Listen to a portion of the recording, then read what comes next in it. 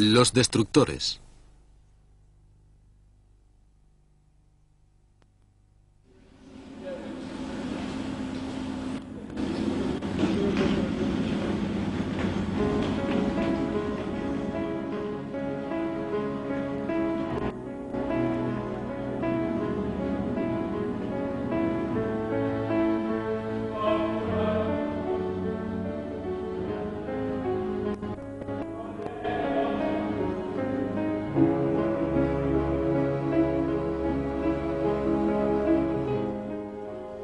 Hoy en día, aquí, bajo el sol en el Museo Aeroespacial de la RAF en Cosford, resulta difícil situar este avión dentro de su perspectiva histórica. Pero hace 50 años, esta máquina se vio envuelta en el periodo más violento de la historia. Duró 6 años. Hace medio siglo, este Messerschmitt 410 fue una de las herramientas con las que Adolf Hitler contaba para agredir al mundo occidental y subyugarlo. En 1942, cientos de ME-410 se abalanzaban sobre los cielos de Europa con un solo propósito: destruir a los hombres y a las máquinas de guerra que sitiaban Alemania. Estos aviones y otros de la misma clase fueron denominados con propiedad certera, o sea, destructores por parte de los pilotos de la Luftwaffe. Lo que hace que la historia de los destructores sea tan importante es que de alguna manera su evolución es comparable a la suerte, necesidades y desgracias de la Luftwaffe misma.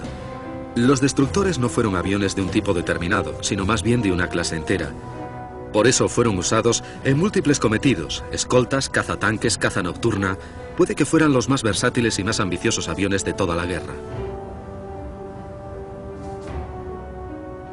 El primer representante de la línea de destructores fue el Messerschmitt 110.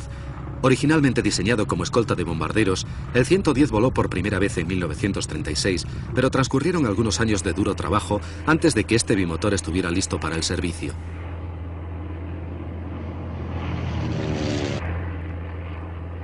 En los años que precedieron a la guerra, el mayor patrocinador del caza-destructor fue nada menos que Hermann Göring, el mariscal del Reich. Este antiguo as de la Primera Guerra Mundial preparó sin descanso a sus fuerzas para el inevitable conflicto que se avecinaba. Reconoció certeramente la importancia del poder aéreo y consiguió acumular el más formidable arsenal que el mundo había conocido hasta entonces. Este es un Junkers 86. En los primeros bombarderos monoplanos de la Luftwaffe, la supervivencia estaba precariamente asegurada por el armamento que llevaban al combate.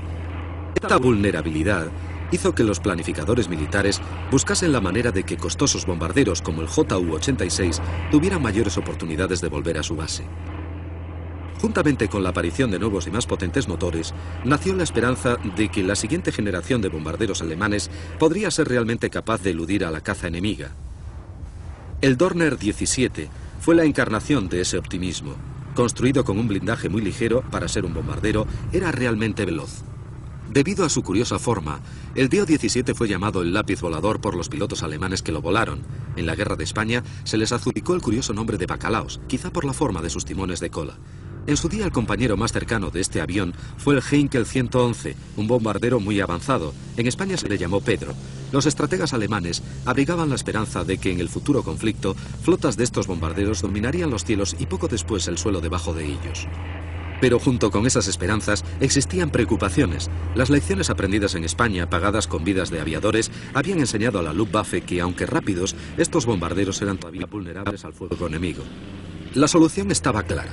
Las flotas de bombarderos necesitarían cazas que los acompañasen. Solo entonces se podría conseguir que los mortíferos cazas enemigos se mantuviesen alejados. La idea de un caza de escolta de largo radio de acción no era totalmente nueva. En América, la Bell Aircraft había trabajado con ella y había desarrollado una solución propia. El gran radio de acción necesario para tales misiones sería solamente factible con un gran bimotor, incluso mayor que muchos bombarderos de su tiempo.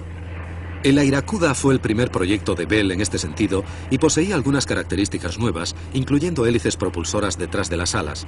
Esta configuración permitía que en la parte frontal de cada góndola se situase un artillero con un cañón de gran calibre.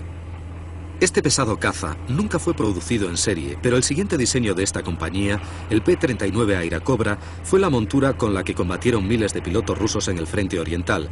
En aquellos momentos no era factible un caza bimotor eficaz. El estado de la técnica de aquel entonces dictaminaba que los aviones de altas performances fueran construidos casi exclusivamente con metales como aluminio, acero. Estos eran los materiales adecuados con los que los aviones militares debían ser fabricados.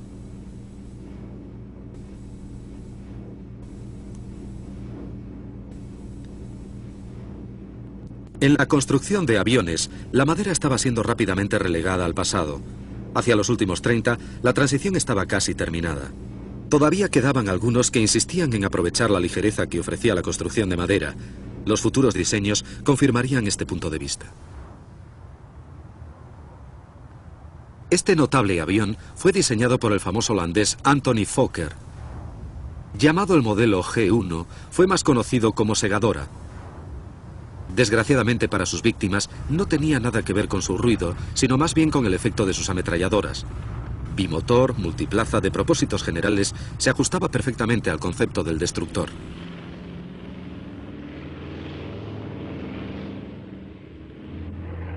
El diseño de Fokker era extremadamente ágil, algo de lo que pocos destructores podían presumir. Curiosamente, esto se debía en parte a sus alas de madera. Desgraciadamente para Holanda, muy pocos fueron construidos hasta el momento de la invasión.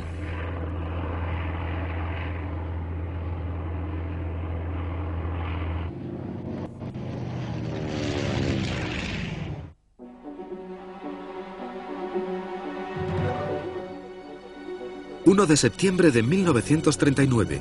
las tropas alemanas invaden la frontera polaca con movimientos muy audaces y rápidos que siembran el pánico entre los defensores. Había nacido una nueva forma de hacer la guerra. Los alemanes la llamaron Blitzkrieg o guerra relámpago. Las líneas defensivas polacas son rápidamente sobrepasadas por las veloces divisiones Panzer alemanas. Soportando un intenso bombardeo aéreo, soldados y civiles se derrumban ante una nueva arma, el Stuka, un bombardero en picado.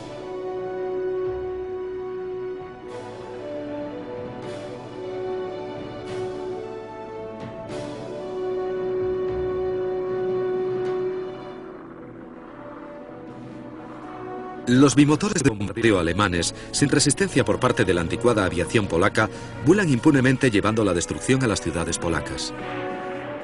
Los Messerschmitt, libres de sus obligaciones de escolta, efectúan misiones de ataque al suelo.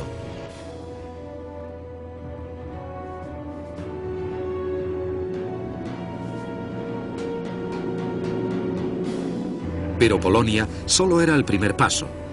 Pronto los nazis conquistaron Noruega, Bélgica, Holanda y Francia, naciones con armamento aéreo inadecuado, incapaces de contener a la Luftwaffe, que dominaba el espacio aéreo en todas las batallas que entablaba. Aquellos fueron conflictos cerca del suelo alemán. Muchos aeródromos fueron rápidamente apresados por tropas de tierra, otros se perdieron sencillamente por incompetencia. Pero al mismo tiempo que la guerra se extendía, los jefes aliados aprendieron duras lecciones y ya no habría más victorias fáciles para la Luftwaffe. El próximo objetivo era la Gran Bretaña, salvada de la suerte del resto de Europa por una estrecha lengua de agua llamada el Canal de la Mancha. Y también porque los británicos tenían a la Royal Air Force. Si los bombarderos debían hacer que Inglaterra se rindiese, los destructores de Messerschmitt debían de escoltarlos. Los británicos tenían una carta muy ingeniosa escondida en la manga: el radar. Con él, los cazas de la RAF podían localizar, casi sin excepciones, a los bombarderos invasores. Un ajuste de cuentas comenzaba entre los Spitfire de la RAF y los todavía sin probar cazas de escolta de Goering. Cogidos momentáneamente sin protección, los bombarderos alemanes como este Heinkel 111 eran una presa fácil.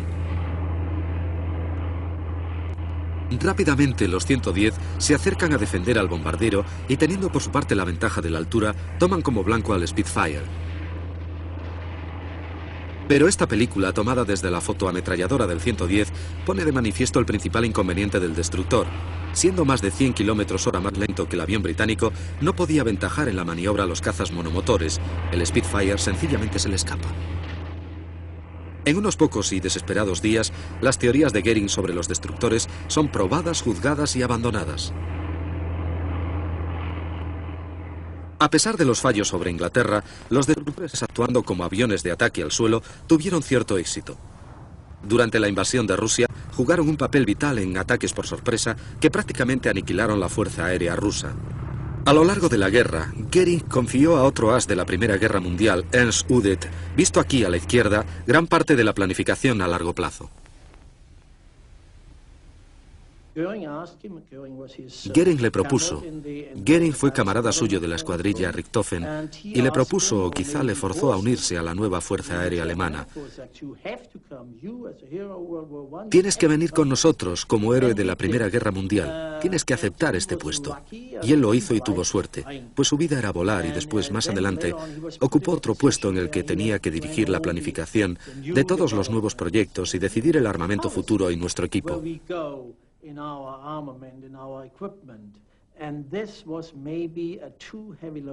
Quizás esta era una carga demasiado pesada para él, y entonces, sabe, yo creo que era un bohemio y que no estaba demasiado contento con el cargo, estrictamente político, que le habían asignado.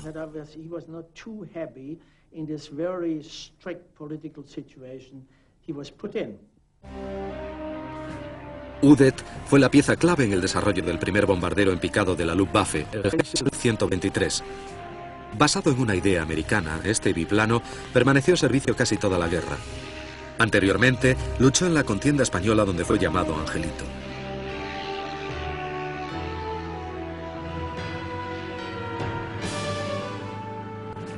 El avión que sucedió al Henschel en la cadena de producción fue también respaldado por Udet. Como bombardero en picado de la siguiente generación, fue para millones de personas el símbolo del terror nazi durante los primeros años del conflicto. No obstante, es curioso pensar que en el momento de estallar la guerra, el Junkers 87 Stuka ya estaba casi obsoleto. En la guerra, y muy frecuentemente en tiempo de paz también, es raro que un avión en servicio no tenga ya a su sustituto en el tablero de diseño. Cuando la Luftwaffe empezó a interesarse por un avión que reemplazase al Stuka, no se tuvo que buscar muy lejos. Se emitieron las órdenes oportunas para que un destructor fuera capaz de llevar a cabo otra misión más, el bombardeo en picado.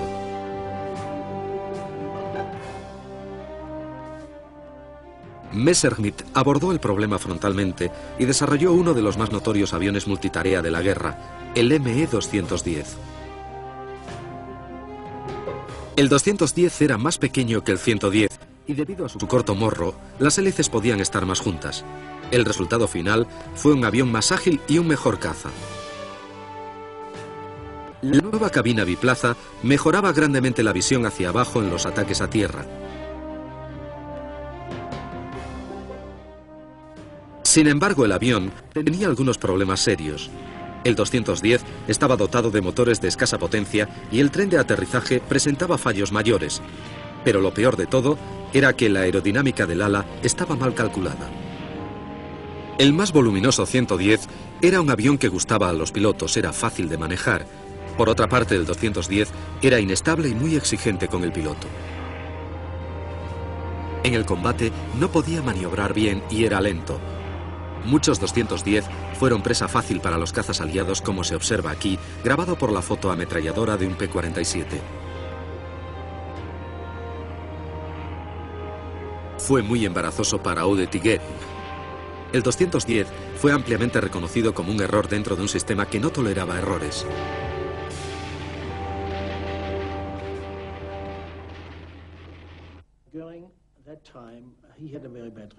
En aquel tiempo, Goering ya tenía una reputación muy mala en la Luftwaffe.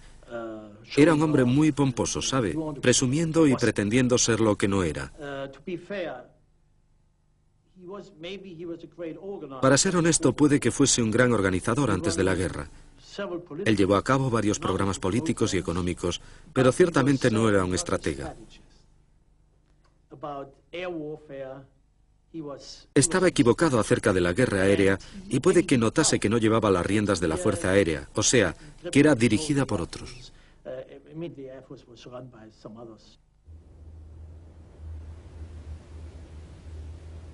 Al Messerschmitt 410 no se le podía distinguir prácticamente de su predecesor. El resolver las dificultades de manejo del 210 fue un intenso trabajo durante el cual el ala y las superficies de control fueron imperceptibles pero sustancialmente refinadas. El avión resultante, el 410, era bastante más equilibrado y con mucho el más avanzado de los destructores. También sería el último miembro de la familia. Llamado Horniz, abejorro, era realmente una máquina innovadora. En la cabina, el piloto podía mirar hacia abajo entre sus piernas hacia tierra sin nada que le impidiera la visión. El avión, a pesar de ser pequeño, tenía la bodega de bombas dentro del fuselaje, eliminando así la resistencia que causaba colgar las bombas en el exterior. Podía transportar 2 bombas de 1000 kilos o bien 8 de 50 kilos.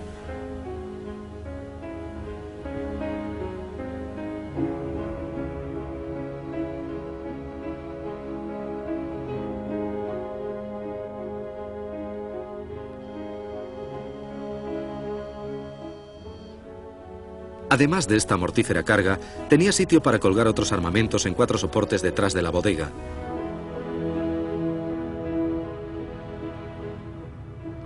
Los radiadores de los motores estaban en el centro de los planos. Unas superficies móviles controlaban el flujo del aire.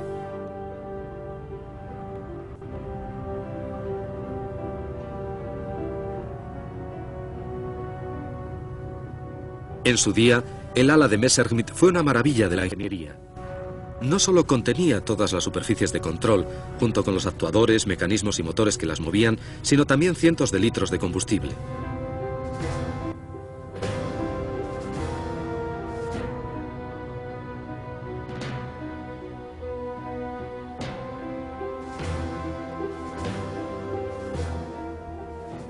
Estos son los slats, adoptados en la mayoría de los diseños de Messerschmitt. Y esto, los frenos de picado.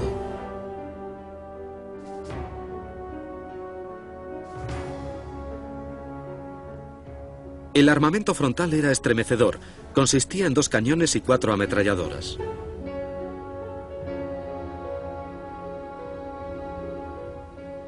El armamento defensivo del 410 era manipulado por control remoto por el operador de radio. Un sistema automático ofrecía al artillero un amplio campo de fuego hacia arriba y hacia abajo.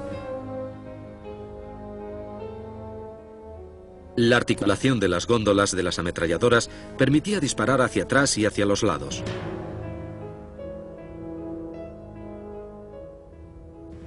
Los primeros destructores llevaban solamente una ametralladora única operada manualmente, dejando la parte de abajo del fuselaje completamente desprotegida. El 410 de Messerschmitt poseía un armamento bastante más mortífero contra los cazas enemigos que osaran atacarlo.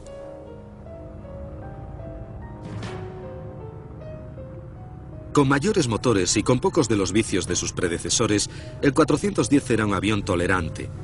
Sin embargo, un problema le perseguiría durante toda su carrera operacional: su relación potencia-peso. Ciertamente, había sido diseñado para demasiados cometidos.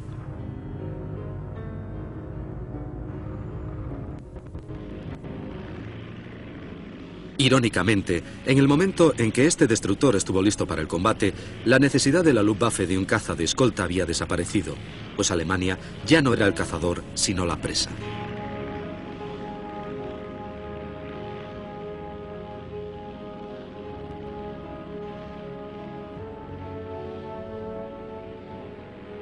Conforme la guerra progresaba, el destructor de Messerschmitt se encontró actuando como avión de defensa. En este papel, su enorme potencia de fuego hubiera devastado pronto a las formaciones de los bombarderos americanos.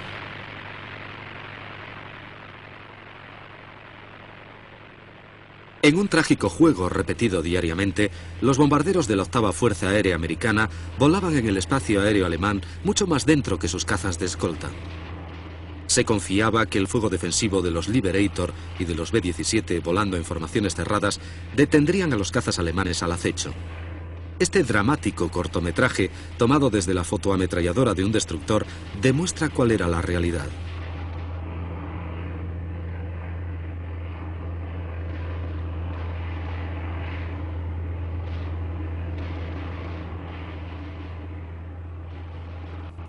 Durante un tiempo, los destructores fueron más efectivos que los cazas monomotor usados normalmente para interceptar a los aviones enemigos.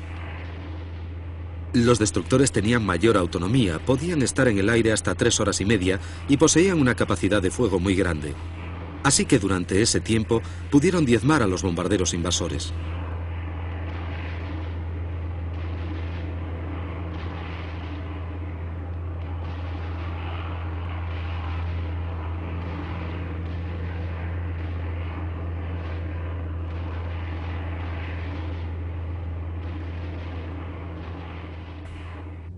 Su ventaja fue efímera.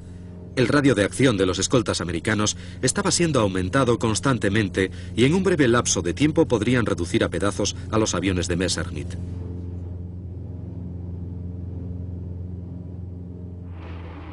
Este 110 está siendo atacado desde abajo y no tiene la más mínima oportunidad de devolver el fuego.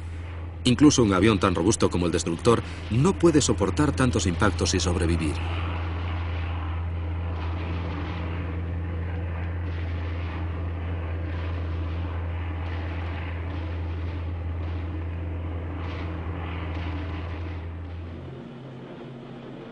Aunque los destructores pasaban malos momentos a manos de los cazas diurnos americanos, existía otra tarea que ellos podían desarrollar perfectamente. El radar era una de las pocas áreas técnicas en las que los alemanes iban muy por detrás de los aliados. Uno de sus éxitos, no obstante, era el radar Liechtenstein con sus 4 largas antenas llamadas de cuernos. Para utilizar el muy secreto Liechtenstein había que hacer sitio para un técnico especialmente entrenado y para ello el destructor biplaza era ideal. Una vez provisto de radar, el avión resultante era un caza nocturno verdaderamente mortífero. Muchos técnicos habían sido entrenados previamente en viejos bombarderos como el He-111. La razón para todo este esfuerzo era muy acuciante. Cuando la octava Fuerza Aérea Americana terminaba de bombardear Alemania durante el día, la RAF continuaba bombardeando después de oscurecer. Bajo la cobertura de la noche, grandes formaciones de Lancaster ronroneaban sobre las ciudades alemanas noche tras noche durante meses sin fin.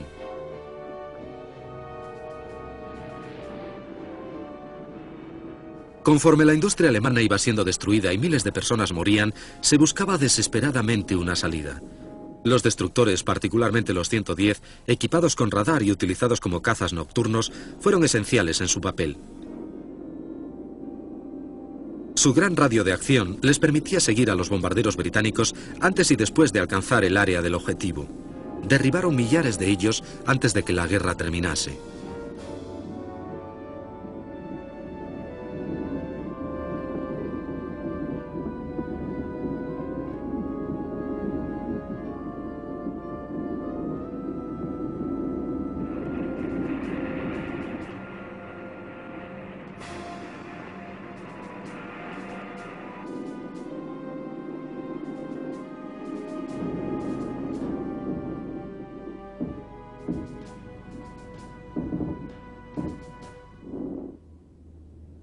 Alemania no fue la única nación que desarrolló el caza multimisión durante la guerra.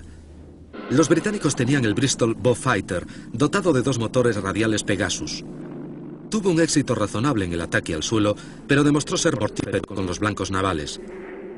Lógicamente, no se esperó de él que llevara a cabo las múltiples tareas que se le pidieron a los destructores alemanes.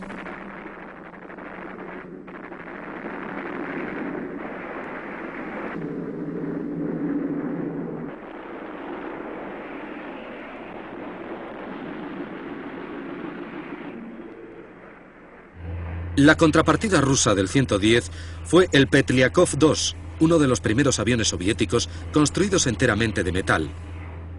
Un avión de ataque al suelo muy efectivo. Nunca se utilizó como caza de escolta. Los americanos también tenían su caza bimotor. El P-38 era poco convencional, tenía 2 colas, era parecido al holandés Segadora. Los británicos lo apodaron Lightning, relámpago, y no fue diseñado para una gran gama de misiones, pero era un monoplaza de caza muy efectivo. Además, podía transportar una pequeña carga de bombas.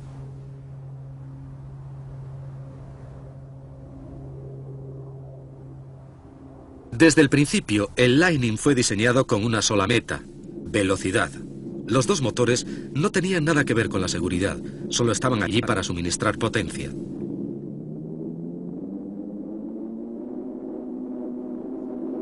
Se le instalaron dos supercompresores para obtener hasta el último kilómetro por hora de velocidad.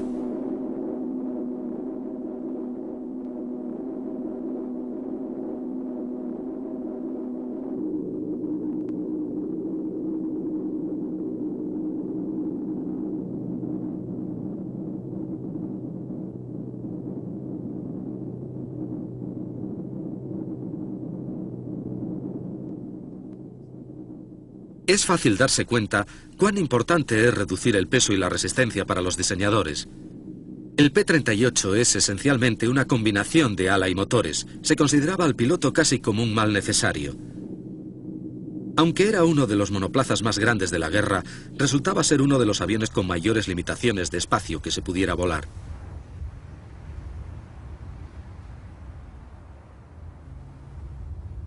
Hacia el final de la guerra, algunos Lightning fueron convertidos en cazas nocturnos.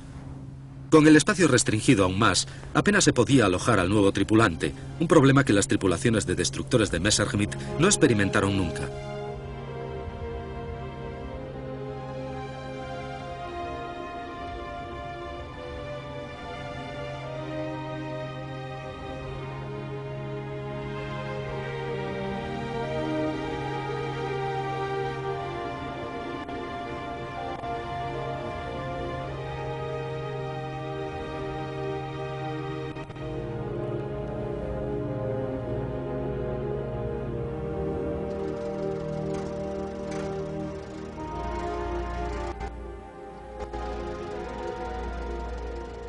Con sus dos motores, el P-38 era una máquina cara que consumía mucha gasolina, pero no estaba mal para los pilotos que lo volaron, porque tenía una ventaja que a todos gustaba.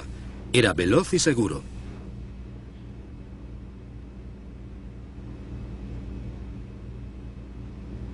La creencia popular en aquel momento era que si un avión tenía que ser duradero, debería estar construido de metal, fundición y aluminio. Nacer de la industria pesada, ser necesariamente un producto de la forja, la metalurgia y la cadena en serie. Pero como siempre, existe una excepción que confirma la regla: el Mosquito.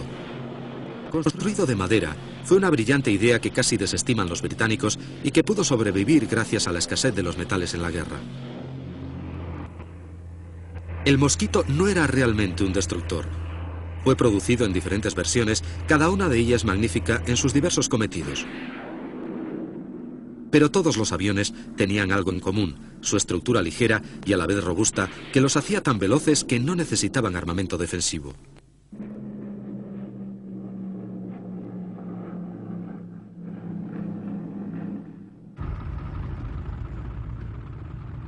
De hecho, la Luftwaffe le tenía tanto respeto al Mosquito que se comenzó a construir algo parecido.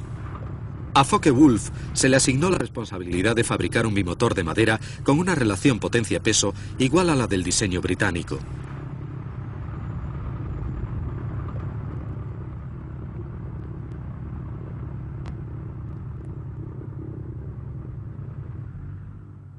Bajo la dirección de Kurt Tank, la compañía se lanzó a la atrevida empresa de diseñar y construir en solo 10 meses un avión que volase a 650 km por hora.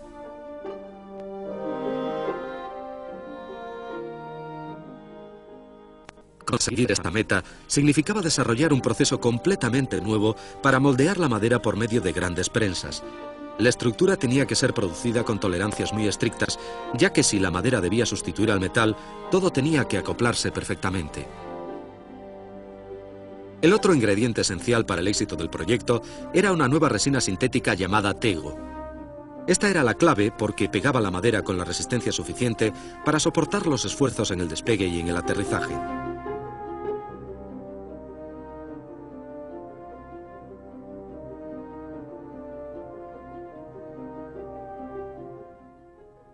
Uno de los mayores obstáculos fue nada menos que el arte de la producción en serie de aviones de madera, pues se habían abandonado hacía ya muchos años.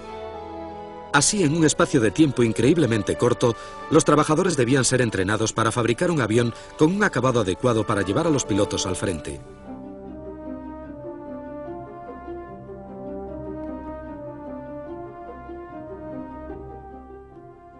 Una de las ventajas de la construcción de madera era que los abultados remaches propios de los aviones de metal ya no se necesitaban. El resultado era una superficie aerodinámicamente mucho más fina. Pero la abundancia de madera y la ligereza del avión resultante eran las únicas ventajas del proyecto. Para el jefe de la Luftwaffe, Hermann Göring, el 154, como fue llamado, había llegado a ser una obsesión.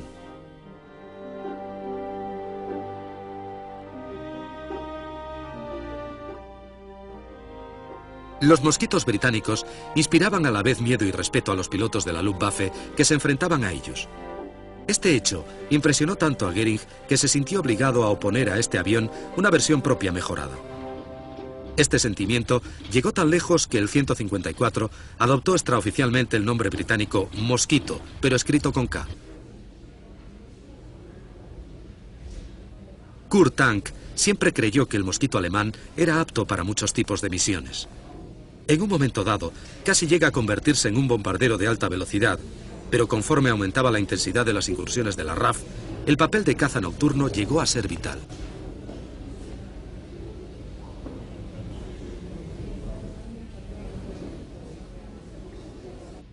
Pero los mismos problemas que tuvieron los primeros destructores volvieron a aparecer con el 154. Las autoridades de la Luftwaffe insistieron en que el avión fuese capaz de acometer dos tareas diferentes: cazar mosquitos y caza nocturno. Al aceptar este compromiso, Tank se aseguraba que su programa progresara en un momento en que muchos otros proyectos languidecían o estaban siendo arrumbados. No siendo de las personas que dejan las riendas flojas, Tank supervisó personalmente los preparativos finales del primer Mosquito.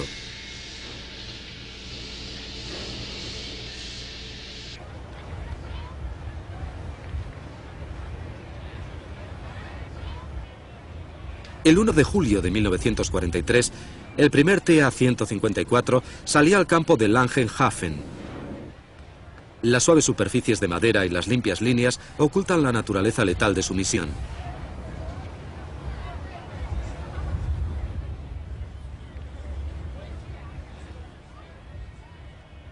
Todas las personas involucradas tenían grandes esperanzas en su futuro. Creían que, por fin, disponían del avión que podría plantar cara al Mosquito británico. Con Hans Sanders como piloto y Walter Schön en el asiento trasero, el 154 despegó en su primer vuelo.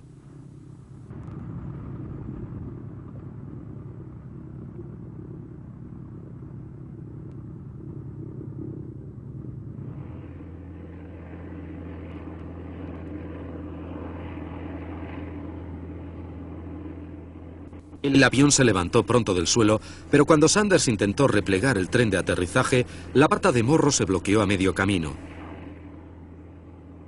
Enérgicamente, Schön se esforzó con el sistema de emergencia, pero sin resultado.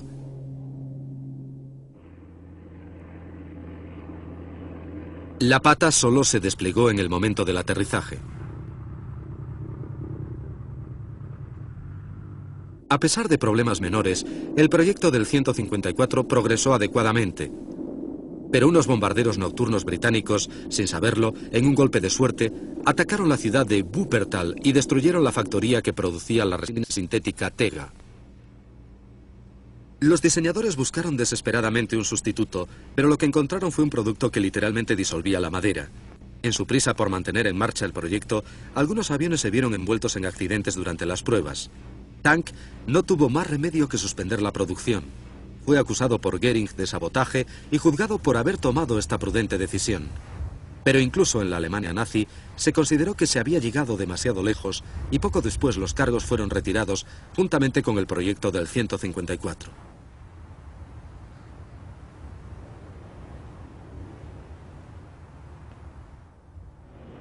Existieron otras razones para la cancelación del proyecto del Mosquito. La principal de ellas era que otro caza nocturno, el Heinkel 219, se producía en aquel momento en serie. Además, debido a que Hitler estaba absolutamente empeñado en aviones de ataque, había pocas probabilidades de que el 154 entrara realmente en producción. El Mosquito alemán, uno de los mejores proyectos para conseguir un bimotor multimisión eficaz, quedó en nada.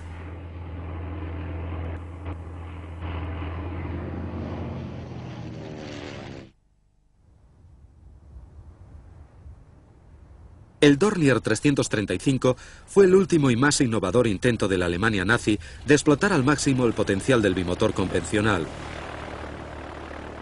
Aunque no era exactamente un destructor, el avión estaba proyectado para llevar a cabo una multitud de cometidos, muchos de los cuales eran reflejo de aquellos de los destructores. El 335, llamado Pfeil, flecha, debido a su empenaje cruciforme, tenía una instalación única de los motores. Uno era tractor en el morro y el otro impulsor en la cola. La potencia de los motores no se aplicaba directamente a las alas sino al fuselaje. Este concepto de propulsión a lo largo del eje longitudinal hizo que fuese el avión de motor de émbolo más rápido de la historia. El Pfeil hubiera sido producido al menos en dos versiones diferentes, un caza bombardero monoplaza y un caza nocturno biplaza.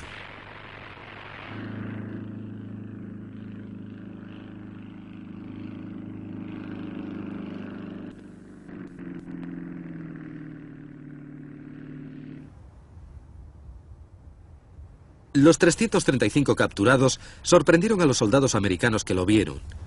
Un detalle curioso, en un determinado momento, los ingenieros alemanes consideraron la posibilidad de unir dos de estos aviones por las alas y por los timones de profundidad, con la esperanza de crear lo que hubiera sido un cuatrimotor de bombardeo extremadamente veloz.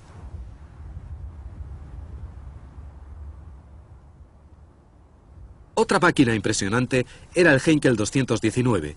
Como el 110, también utilizaba el radar de antenas de cuernos de Liechtenstein. Visto aquí después de ser capturado por los americanos, el 219 fue, probablemente, el mejor caza nocturno de la Segunda Guerra Mundial. No fue construido en grandes cantidades, pero de todas formas fue eficaz. Una eficacia que no fue perturbada por tener que jugar otros papeles que no le correspondían. Otra arma especializada, sin cometidos adicionales, fue el bimotor Henschel 129. No era excesivamente rápido ni tenía por qué serlo, ya que era un avión de ataque al suelo. En Rusia, cuando la Wehrmacht empezó a derrumbarse antes de la contraofensiva del Ejército Rojo, el 129 diezmaba las columnas de tanques a lo largo del frente oriental.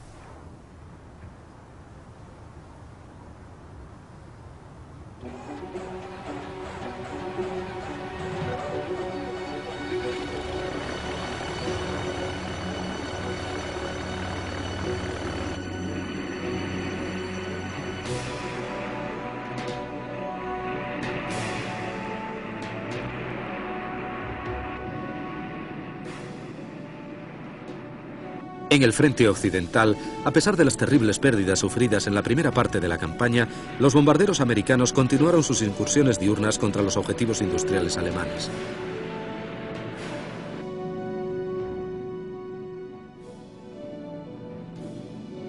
Aunque los cazas de escolta de la 8ª Fuerza Aérea habían extendido lentamente su radio de acción, la última etapa de muchas de las misiones de bombardeo americanas se efectuaba con los Liberators y las fortalezas volantes totalmente desprotegidas.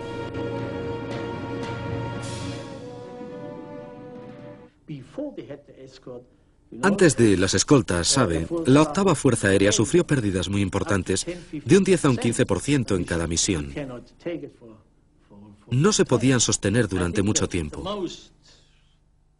Yo creo que el mejor caza, el más efectivo, era el P-51. Y, sabe, la mayor ventaja de todos aquellos aviones respecto a los alemanes era la autonomía. Ellos volaban 7, 8 horas y nosotros 1 hora 20 minutos. De esta manera, cuando brillaba la luz roja, ellos estaban listos para comenzar la lucha, ¿sabe? Cuando descendíamos a buscar una pista, nos aproximábamos a ella y bajábamos el tren de aterrizaje. Allí estaban ellos, dando vueltas alrededor para derribarnos en la aproximación final. Perdimos muchos hombres y aviones así.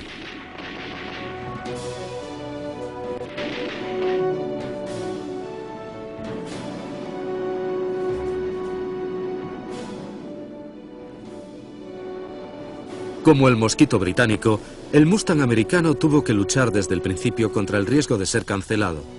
Pero 2 modificaciones lo transformarían en uno de los mejores cazas de la guerra. Al 51 se le instaló un motor Rolls-Royce Merlin que lo convirtió en el caza con motor a pistón más rápido de la contienda. A grandes alturas era poco menos que invencible. La segunda mejora literalmente cambió el curso de la guerra en el aire. Se aprovechó el espacio debajo del asiento del piloto para instalar un gran tanque de combustible extra. Este combustible adicional aportaba una importante consecuencia. El maniobrero P-51 podía volar a Berlín y volver a casa.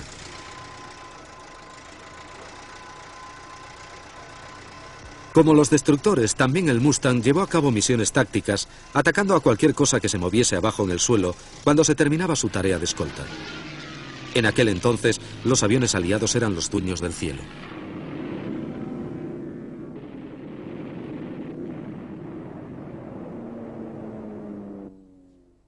¿Fallaron entonces los destructores?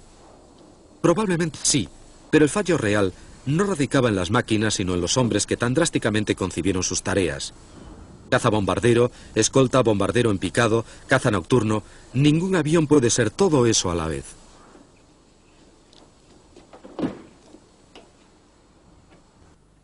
Los problemas con motores de poca potencia, errores en el diseño aerodinámico y una gama excesivamente amplia de armamentos reflejaba los intentos de la burocracia de la Luftwaffe de diseñar un comodín para todo.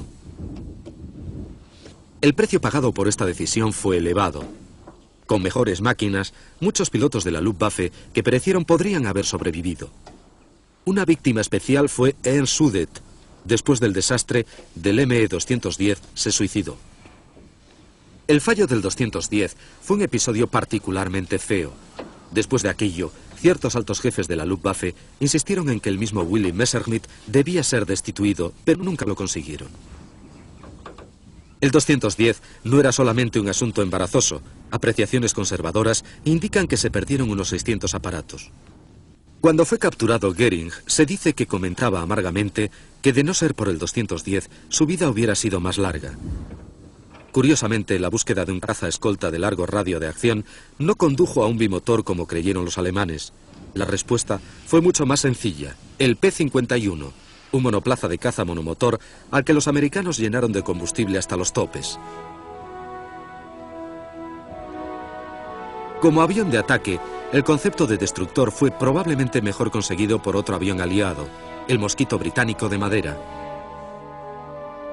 Pero las opiniones de Messerschmitt no podían ser rebatidas, y por esa razón se le permitió a su compañía el lujo de tener un fallo.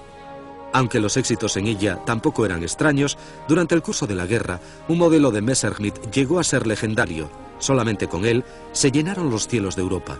Se llamó ME-109 y se construyeron más de 30.000 unidades.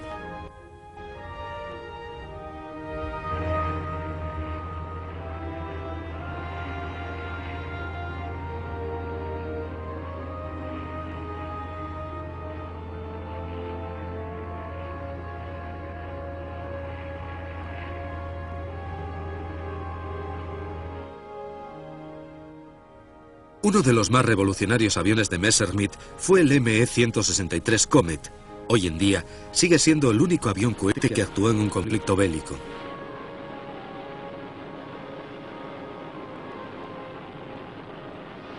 Los logros del 163 abrieron el camino del vuelo supersónico.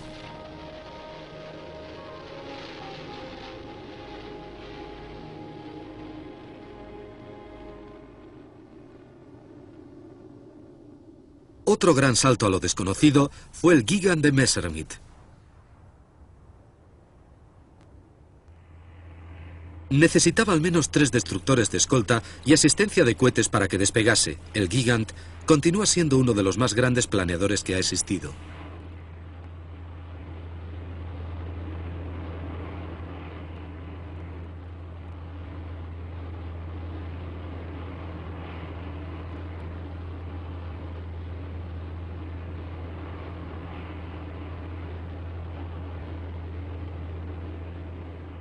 Pero Messerschmitt alcanzó la cima de sus éxitos con un paso adelante en la tecnología. Su caza a reacción ME-262 descubrió la senda de la nueva era por llegar. En opinión de muchos, ha sido el mejor avión de combate a reacción hasta los primeros 50.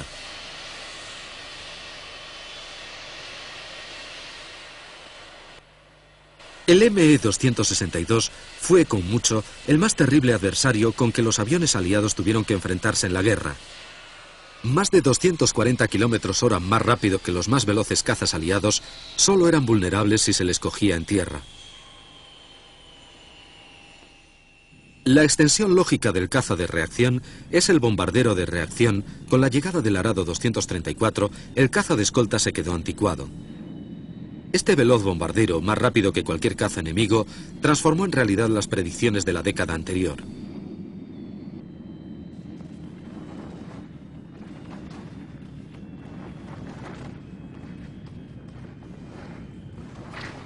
Pero a mediados de los 30, antes de que apareciese el reactor, las grandes velocidades, largos radios de acción y grandes cargas de combustible requerían un avión bimotor.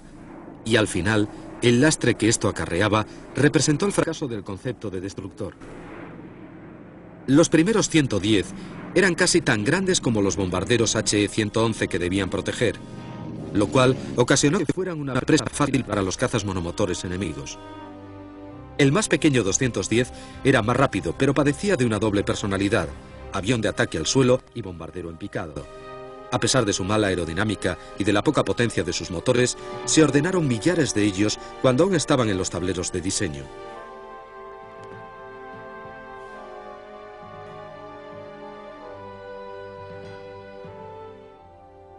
Cuando el 410 apareció en el escenario, las mejoras en el ala y los motores más potentes habían producido al fin el destructor que la Luftwaffe había estado buscando. Pero para entonces, la idea de bombarderos alemanes con sus escoltas volando sobre territorio aliado era una amarga ironía. El sonido de los bombarderos aliados sobre suelo alemán era un diario recordatorio de que el Tercer Reich estaba agonizando.